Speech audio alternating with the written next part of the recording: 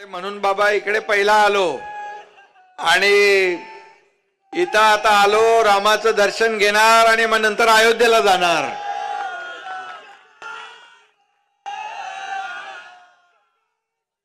जय श्रीराम. आजच्या शिवसंकल्प अभियानाला उपस्थित नीलमताई गोरे, आपल्या विधान परिषदेच्या सभापती खासदार कृपाल तुमाने, आमदार आशिष जयस्वाल, संपर्क नेते माजी मंत्री दीपक सावंत, संपर्क प्रमुख किरण पांडव, जिल्हा प्रमुख संदीप इटकेलवार, युवा सेना शुभम नवले, वरदराज पिल्ले, विवेक तुरक, राजू भोसकर, राजेश गोमकाळे, प्रशांत भुरे, धर्मेश भागलकर, सगळ्यांची नावं घेत नाही, माफ करा.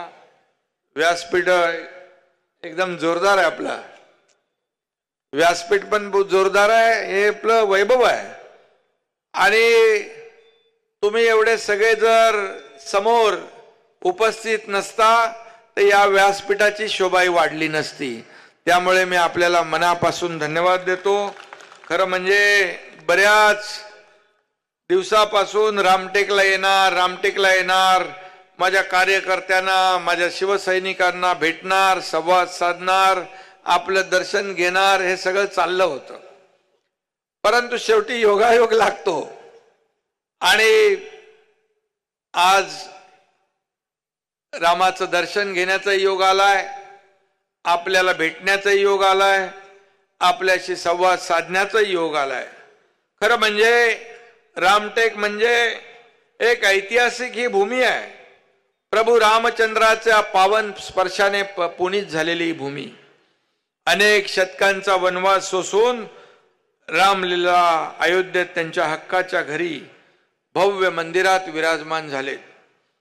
आज साऱ्या अयोध्येमध्ये पवित्र प्रसन्न असं वातावरण आहे.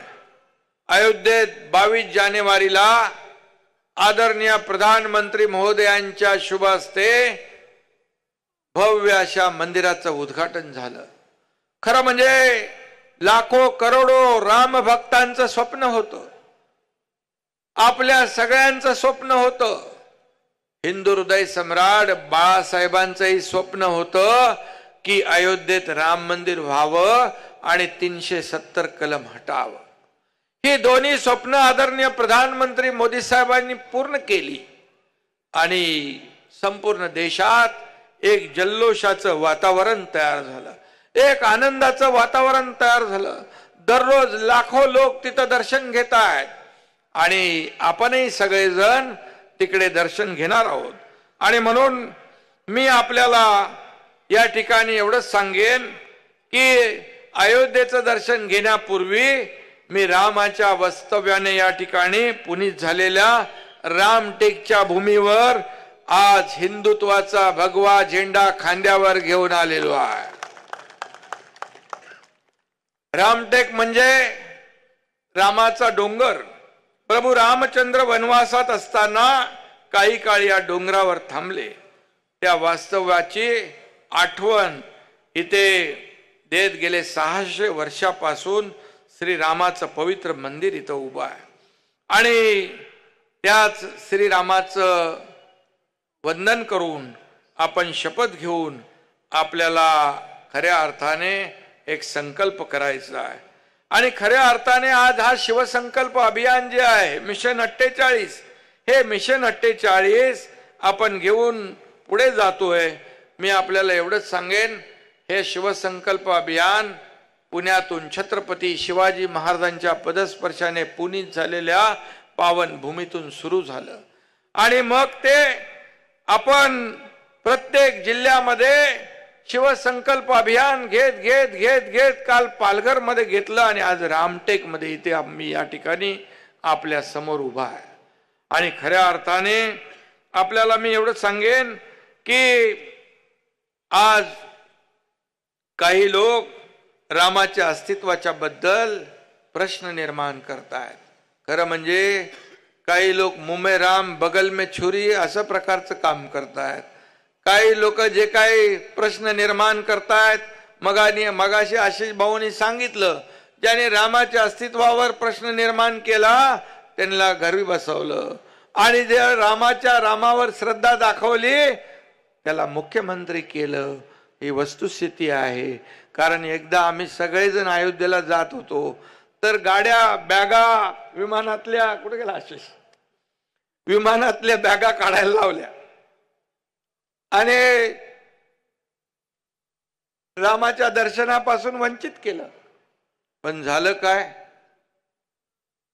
पुन्हा या ठिकाणी रामाच्या आशीर्वादाने आपल्याला या राज्यामध्ये सर्वसामान्य माणसाच्या मनातलं सरकार स्थापन करण्याची संधी मिळाली. खरं म्हणजे जो राम का नहीं वो किसी काम का नहीं हे देखील आपल्याला माहित आहे. आणि म्हणून खरं म्हणजे बेगडं प्रेम दाखवणारे आपण नाही. बाळासाहेबांचे विचार, त्यांची भूमिका घेऊन आपण पुढे जातोय. आज हिंदुत्वाचे विचार बाळासाहेबांचे ऐकण्यासाठी लोक आतुर असायचे आणि बाळासाहेबांनी जी भूमिका घेतली ती अतिशय परकड स्पष्टपणे भूमिका घ्यायचे.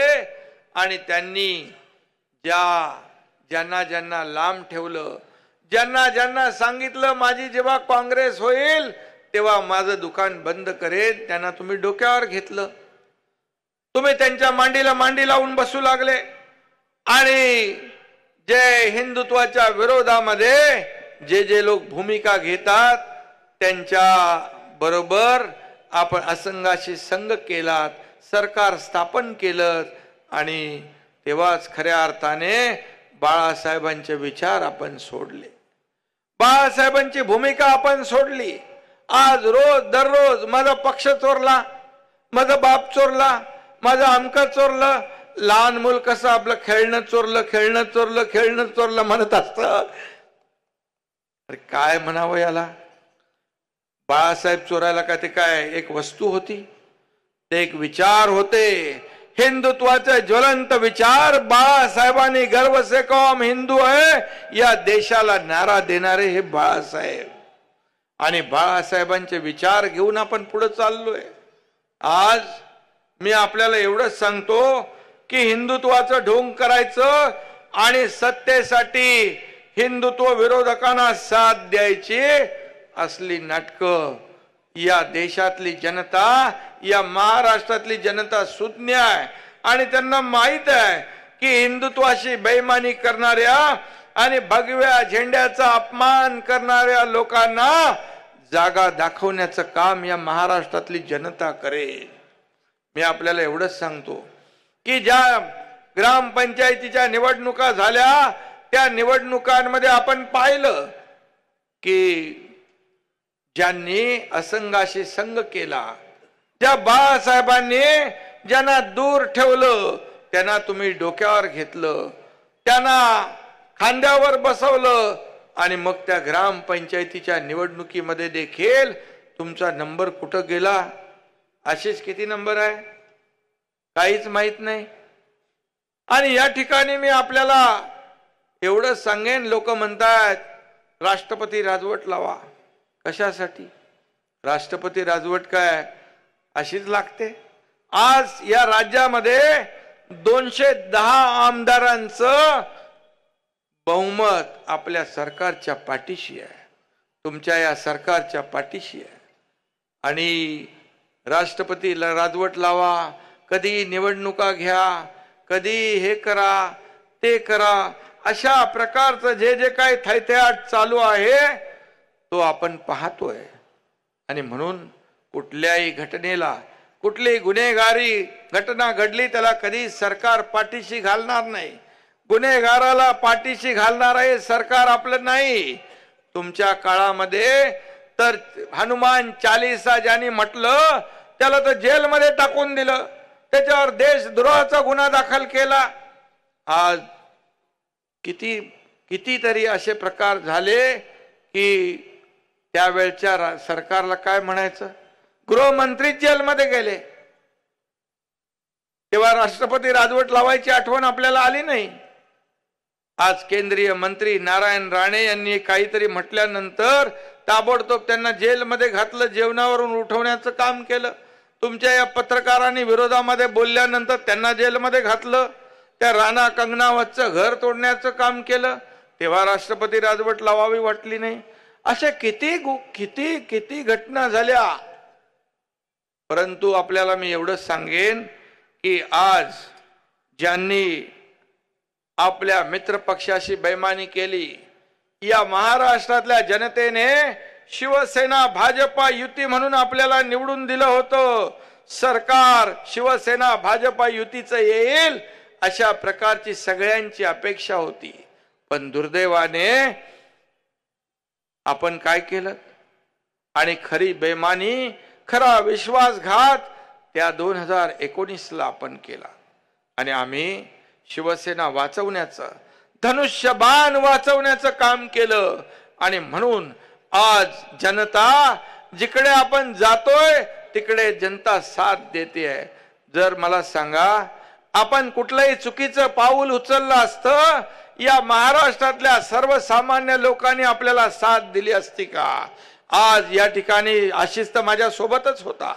आणि आज या व्यासपीठावरचे लोक, या हजारोंच्या संख्येने तुम्ही सगळेजण इथं, जर मी चुकीचं पाऊल उचललं असतं तर माझ्या या सभेला, या कार्यकर्ता शिवसंकल्प अभियानाला आला असता आपण. मी आपल्याला मनापासून धन्यवाद देतो की या एकनाथ शिंदे हा सर्वसामान्य तुमच्यातला कार्यकर्ता, एक शेतकऱ्याचा मुलगा आज मुख्यमंत्री झाल्याचा तुम्हालाही आनंद झाला आणि म्हणून तुम्ही विश्वास माझ्यावर दाखवला, त्याबद्दल मी आपला मनापासून आभारी आहे. खऱ्या अर्थाने एक शेतकऱ्याचा मुलगा मुख्यमंत्री झाला हे पटलं नाही का? आपल्या जागीरदारांचं सगळं म्हणजे त्यांनाच मुख्यमंत्री व्हायचा अधिकार आहे. मी आपल्याला एवढंच सांगतो, बाळासाहेबांची सभा देखील मी असा आपल्या समोर बसून ऐकायचो, अभिमानाने ऐकायचो एक कार्यकर्ता म्हणून. मी आपल्याला एवढंच सांगतो, उद्या जर तुमच्यातलाच एक कार्यकर्ता इथं येऊन जर मुख्यमंत्री म्हणून भाषण करू लागला तर सगळ्यात जास्त अभिमान आणि आनंद मला वाटेल. कारण मी कालही कार्यकर्ता म्हणून काम केलंय, आजही कार्यकर्ता म्हणून मी काम करतोय आणि उद्याही मी कार्यकर्ता म्हणूनच काम करणार आहे. कारण कार्यकर्त्याच्या वेदना आणि भावना मला माहित आहेत, कार्यकर्त्याच्या अडचणी मला माहित आहेत. तुम्ही एकीकडे सांगायचं शिवसैनिकाला मुख्यमंत्री करतो, शिवसैनिकाला पालखीत बसवतो आणि स्वतः टुनकन उडी मारून बसायचं. अरे सांगायचं तरी आम्हाला, आम्हीच तुम्हाला बसवलं असतं. हे छळ कपट करायची काय आवश्यकता होती? परंतु बाळासाहेबांच्या विचारांची बेईमानी, बाळासाहेबांच्या भूमिकेशी बेईमानी, कधी तडजोड हा एकनाथ शिंदे मरेपर्यंत करणार नाही, हा शब्द माझा आहे. खऱ्या अर्थाने आपण जर पाहिलं तर बाळासाहेबांचं 80% समाजकारण, 20% राजकारण हे आपण पाहतोय. खरं म्हणजे आज जे बोंबा मारतायत, जे हे चोरलं ते चोरलं, जेव्हा शिवसेना मोठी झाली, बाळासाहेबांना सगळ्यांनी साथ दिली, कार्यकर्त्यांनी साथ दिली, पदाधिकाऱ्यांनी साथ दिली, शिवसैनिकांनी साथ दिली, जीवाचं रान केलं, रक्ताचं पाणी केलं, घरादारावर तुळशी पत्र ठेवलं आणि म्हणून ही शिवसेना मोठी झाली. आणि म्हणून आज शिवसेनेची भूमिका, बाळासाहेबांची भूमिका घेऊन आम्ही पुढे जातोय. आणि खरं म्हणजे आज पाऊस परत येतोय का काय रे? आणि म्हणून आज आपण एक शिवसंकल्प करायचा आहे, एक निर्धार करायचा आहे की या ठिकाणी आपला शिवसंकल्प आहे की शिवसेना मजबूत करायची, संघटना मजबूत करायची, बाळासाहेबांचं तत्व आणि विचार जीवापाड जपायचं. काय काळजी करू नका, एवढ्या पावसाने आपण घाबरणारे डरणारे कार्यकर्ते नाही आहोत. आणि म्हणून माझ्या माता भगिनी इकडे आहेत. खरं म्हणजे या राज्यातल्या सर्वसामान्य माणूस, शेतकरी, कष्टकरी, कामगार, माता भगिनी, माझा तरुण, याला न्याय देण्याचं काम आपल्याला करायचं आहे. आपला शिवसंकल्प हिंदुत्वाची शान राखण्याचा आहे, शिवसंकल्प आहे राज्याच्या प्रगतीचा आणि समृद्धीचा। त्याचबरोबर आपला शिवसंकल्प आहे माननीय नरेंद्र मोदीजी यांना पुन्हा पंतप्रधान करण्याचा। कारण आणि आपला शिवसंकल्प आहे विरोधकांना चारी मुंड्या चित करण्याचा। कारण या देशाला आदरणीय प्रधानमंत्री मोदीजीने एका उंचीवर नेऊन ठेवलंय। काही लोक म्हणतात की आमची इंडिया आघाडी, अरे इंडिया आघाडीमध्ये आता राहिलंय काय? एक मोदीजींच्या समोर एवढे सगळे एकत्र आले होते, परंतु एक पंतप्रधान पदाचा उमेदवार ते ठरवू शकले नाहीत। 10 तोंडी रावणाचं लंका या ठिकाणी आपण गोळा केली, परंतु एक एक त्याच्यातून बाहेर गेले। आता मला वाटतं ही आघाडी, ही इंडिया आघाडी ही बिघाडी झालेली आहे। आणि यामध्ये आपल्याला एकच सांगेन की या देशाला आदरणीय प्रधानमंत्री महोदय नरेंद्र मोदीजींशिवाय पर्याय नाही। त्यांनी म्हटलंय अब की बार 400 पार, तर महाराष्ट्रामध्ये अब की बार 45 पार हे आपल्याला भूमिका घ्यायची आहे। आणि म्हणून पाऊस वर्षा होतोय, पण मी एवढंच सांगेन की हा पाऊस देखील आपल्या सभेला आशीर्वाद द्यायला आलाय। मगाशी येऊन गेला काय? स्वागत करायला आलाय। आणि म्हणून मी आपल्या सरकारने केलेलं काम आपल्या समोर आहे। गेल्या 50-60 वर्षात या देशात काँग्रेस सरकारने केलेले घोटाळे आपल्या समोर आहेत।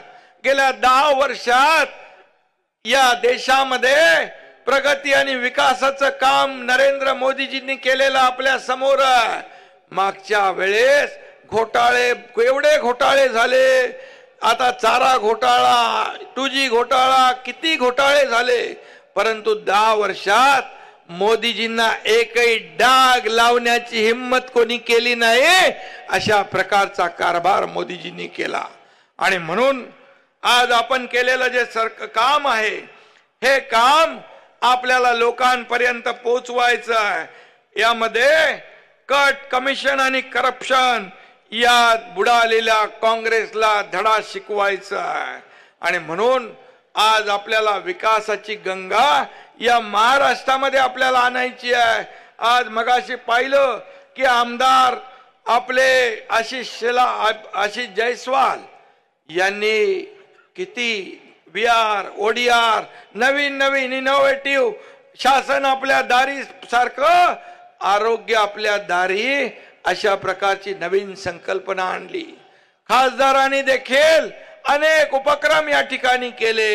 आणि म्हणून हा काँग्रेसचा बालेकिल्ला होता, हा बालेकिल्ला उद्ध्वस्त करून या ठिकाणी शिवसेनेचा भगवा झेंडा डौलाने फडकवला। यासाठी मी आमदार आणि खासदार दोघांचे मनापासून अभिनंदन करतो। आणि त्यांना निवडून देणाऱ्या तुम्ही सर्व कार्यकर्त्यांचं देखील मनापासून मी अभिनंदन करतो, मनापासून आपल्याला शुभेच्छा देतो।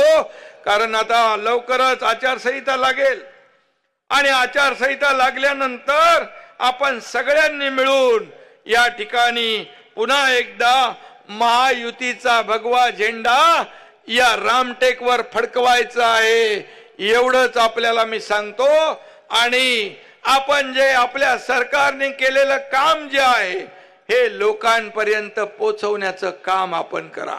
रोज उठसूट आरोप करतात, त्यांच्यावर आपण लक्ष देण्याची आवश्यकता नाही, कारण त्यांच्याकडे आता काम राहिलेलं नाही। त्यांच्या पायाखालची वाळू सरकलेली आहे, त्यांच्या छातीमध्ये धडकी भरलेली आहे। आज मुख्यमंत्री स्वतः रस्त्यावर उतरतोय, आपले मंत्री स्वतः रस्त्यावर उतरतायत, उपमुख्यमंत्री रस्त्यावर उतरतायत, लोकांमध्ये जात आहेत। मला आठवतंय आपलं अधिवेशन होतं, त्यावेळेस पाऊस पडला अवकाळी, आणि आपण कुठं गेलो होतो पाहणी करायला? निमखेडा आणि तारसा, त्या ठिकाणी आपण गेलो. कारण शेवटी शेतकरी बांधावर होता, शेतकरी शेतात होता. आणि हा मुख्यमंत्री घरात बसून काम करणारा नाही, रस्त्यावर उतरून काम करणारा आहे, शेतकऱ्यांशी संवाद साधणारा आहे, माझ्या कार्यकर्त्यांना भेटणारा आहे, त्यांच्याशी बोलणारा आहे, फेसबुक लाईव्ह करणारा मुख्यमंत्री नाही. आणि म्हणून मी आपल्याला एवढंच सांगतो, जे काम करताय, आज राज्यात सर्वांगीण विकास होतोय, जे सरकार काम करतंय त्या सरकारला साथ देणारा या महाराष्ट्रातला मतदार आहे. आणि जे घरी बसतायत त्यांना कायमचं घरी बसवणारा हा मतदार महाराष्ट्रातला आहे, हा मतदार सुज्ञ आहे. तुम्ही किती आरोप केले तरी सुद्धा त्या आरोपाने उत्तर नाही, तर एकनाथ शिंदे कामातून उत्तर देईल, एवढं मी या प्रसंगी आपल्याला सांगतो. आणि माझ्यावर देखील रोज उठ सूट आरोप चालू आहेत. काय दाढी खेचून आणली असती? ही का हलकी आहे का दाढी एवढी? दाढीनी जर काय काडी फिरवली तर तुमची उरली सुरली लंका पण जळून खाक झाल्याशिवाय राहणार नाही. त्यामुळे माझ्या नादाला लागू नका. मी कोणालाही आडवा जात नाही, परंतु मला आडवा आलं तर मी सोडतही नाही. कारण बाळासाहेबांची आणि दिघे साहेबांची शिकवण आपल्याला आहे. अन्याय विरुद्ध पेटून उठा. जिथे अन्याय दिसेल तिथे सर्वसामान्य माणसाच्या बाजूने उभे राहा. आणि म्हणून मी आपल्याला एवढंच सांगतो, पुन्हा आपण जेव्हा निवडणुकांमध्ये जाहीर सभा जेव्हा होईल तेव्हा नक्की सविस्तर बोलायला मी आपल्याशी येईन. परंतु आपण एवढ्या मोठ्या संख्येने उपस्थित झालात यावरून मला विश्वास आहे की पुन्हा या रामटेकवर भगवा फडकल्याशिवाय राहणार नाही, अशा प्रकारचा विश्वास आपल्या उपस्थितीमुळे या ठिकाणी मला मिळालेला आहे. मी जास्त काही बोलत नाही. पाऊस येईल आणि रामटेक विकास आराखडा जो आहे, रामटेक विकास आराखडा, आशिष तू खूप असा नाविन्यपूर्ण नवीन नवीन योजना, आता VR, ODR, हॉस्पिटल आपल्या दारी, हे सगळे संकल्पना या आशिषच्या डोक्यातून आल्या. मी त्याला ताबडतोब सांगितलं, शासन आपल्या दारीप्रमाणे आरोग्य आपल्या दारी करू. आपल्याकडे किती 400 का 600 कोटी आहेत? 650 कोटी रुपये मागच्या मुख्यमंत्र्यांच्या काळामध्ये आरोग्यावर खर्च झाले नाहीत. फक्त मुख्यमंत्री सहायता निधीतून 2.5 वर्षात 2.5 कोटी दिले. पण तुमच्या या एकनाथ शिंदेने 1.5 वर्षात 181 कोटी रुपये दिले. मग अशी कोणतरी म्हणाल पेनच ठेवत नव्हते, पण खासदार म्हणले मा पहिले मुख्यमंत्री पेन ठेवत नव्हते का सही करायला लागेल म्हणून, पण माझ्याकडे 2-2 पेन आहेत. शाही फटाफट संपते. मी मुख्यमंत्री सहायता निधीचं पत्र आलं की रस्त्यातही सही करतो, गाडीतही सही करतो, ऑफिस मध्ये सही करतो. जिथे मला मुख्यमंत्री सहायता निधी मधला पत्र समोर दिसेल मी एक क्षणाचाही विलंब लावत नाही. याचं कारण माझ्या एका सहीमुळे कुणाचे तरी प्राण वाचणार आहेत, कुणाचा तरी जीव वाचणार आहे, कुणाचा तरी नातेवाईक वाचणार आहे, कुणाची आई वाचणार आहे, कुणाचा मूल वाचणार आहे. आणि म्हणून मुख्यमंत्री सरकार कशासाठी असतं? या सर्वसामान्य माणसाला न्याय देण्यासाठी असतं. आणि म्हणून आज एक तुमच्यातला सर्वसामान्य कार्यकर्ता या राज्याचा मुख्यमंत्री झालेला त्यांना हजम होत नाही, त्यांना पटत नाही, त्यांना पचनी पडत नाही. दिवस रात्र जसा मोगलांना काय ते पाण्यामध्ये धनाजी संताजी दिसायचे, तसा हा तुमचा एकनाथ शिंदे त्यांच्या डोळ्यामध्ये सलतोय. सातत्याने जिकडे जाईन, मी डीप क्लीन ड्राईव्हला गेलो, रस्ते धुवायला गेलो त्याच्यावर टीका, शेती करायला गेलो त्याच्यावर टीका, इर्शाळवाडीवर गेलो त्याच्यावर टीका. अरे मुख्यमंत्र्यांनी हेलिकॉप्टरनी नाही जायचं का, चालत जायचं? एवढा वेळ आहे? आणि म्हणून गावाला गेलो तरी सुद्धा माझी नाळ शेती आणि मातीशी जुळलेली आहे, कारण मी शेतकऱ्याचा मुलगा आहे. आणि म्हणून हेलिकॉप्टर मध्ये फोटो काढण्यापेक्षा शेती केलेली केव्हाही चांगली हेलिकॉप्टरनी जाऊन. आणि म्हणून त्यांना बिलकुल हजम होत नाही, पचनी पडत नाही, अशीच त्यांना हजमुला पाठवायला लागेल. कशासाठी? कारण डायजेस्ट होत नाही. वस्तुस्थिती, सत्य परिस्थिती आपण पचवली पाहिजे, वस्तुस्थिती मान्य केली पाहिजे. कारण या महाराष्ट्रातल्या जनतेने तुमच्या सगळ्यांच्या आशीर्वादाने एक सर्वसामान्य कार्यकर्ता, शेतकऱ्याचा मुलगा या राज्याचा मुख्यमंत्री झालाय. आणि म्हणून हा तुमच्यातला आहे, हा आपला माणूस आहे अशी भावना या राज्यामध्ये निर्माण झाली आहे. याची पोटदुखी आहे. ही पोटदुखी देखील दूर करण्यासाठी, त्याचाही उपाय करण्यासाठी बाळासाहेब ठाकरे आपला दवाखाना पण आपण सुरू केला, सगळं व्यवस्था केलेली आहे. परंतु आपल्याला मी एवढंच सांगेन की रामटेक विकास आराखडा आशिष आपलं हे सगळ्यांचं स्वप्न आहे, याला निधी कमी पडू दिला जाणार नाही, हा मुख्यमंत्र्याचा शब्द आहे. आणि म्हणून मी आपल्या सगळ्यांना मनापासून आज शुभेच्छा देतो, मनापासून आपल्याला धन्यवाद देतो. पुन्हा एकदा या देशामध्ये आदरणीय प्रधानमंत्री नरेंद्र मोदीजींना पुन्हा पंतप्रधान करण्याचा संकल्प आपण घेऊया आणि रामटेकवर पुन्हा भगवा फडकवण्याचा आपण संकल्प घेऊन. धन्यवाद. जय हिंद.